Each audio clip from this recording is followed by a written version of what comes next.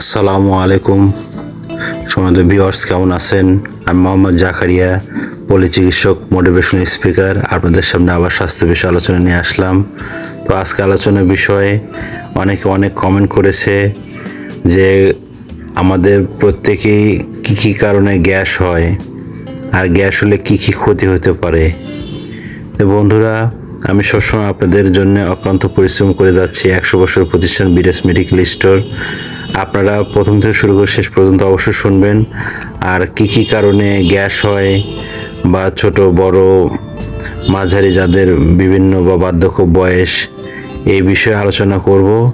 তো আপনারা একটা লাইক, সাবস্ক্রাইব এবং শেয়ার করবেন এবং নোটিফিকেশন চালু করে রাখবেন, তাহলে প্রথমে আপনি ভিডিওটা পাবেন।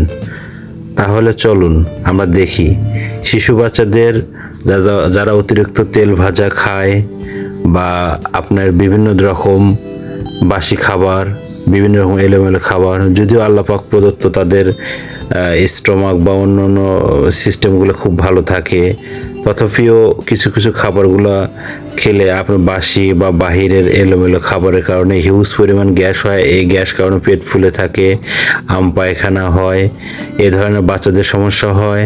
আর যাদের আপনার 15 থেকে 25 বছর, তাদের ক্ষেত্রে যারাও ফ্রিজের খাবার বা অনেক কয়েকদিন রাখার পরে আপনার দেখা গেছে যে দুর্গন্ধ হয়ে গেছে, ওইভাবে খাবার খাচ্ছে, বা আপনার সিদ্ধ বা ট্যাঙ্কের পানিগুলো আপনার পরিষ্কার না, বা পানিগুলো খুব আপনার খারাপ পানি খাচ্ছে, বা দেখা গেছে যে অনেক সময় টিকটিকি অনেক সময় মানে পড়ে আসে বা বিভিন্ন লক্ষ্য করে না, বা এভাবে কিন্তু আপনার হিউজ পরিমাণ গ্যাস হয়। সেই গ্যাসটা কিন্তু মাথা যন্ত্রণা করে, মাথা ব্যথা করে, পিঠে ঘুরে, এভাবে আপনার এই বয়সগুলোতে এই সমস্যাগুলো হয়। আর যাদের আপনার 25 থেকে আপনার 40, তাদের ক্ষেত্রে বলছি, তারা যাদের ঘুম নাই বা আপনারা রাত্রে খাবার বেশি খান বা এলোমেলো যে সবজিগুলো আছে হাইব্রিড, সেই ক্ষেত্রে প্রচুর পরিমাণ হিউজ পরিমাণ গ্যাস হয়।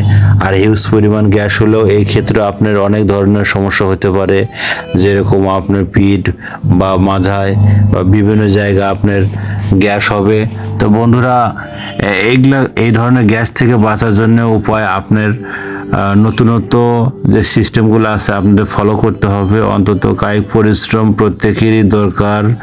আপনার 30 থেকে অন্তত 50 মিনিট হাঁটা জরুরি প্রয়োজন, এবং রাত্রিতে খাবার 3 ভাগের 1 ভাগ।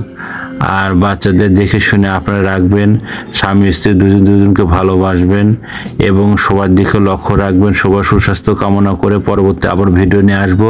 তো সবাই ভালো থাকবেন এবং সবাই কমেন্ট করুন পরবর্তী কী ধরনের ভিডিও চান। সবাইকে ধন্যবাদ।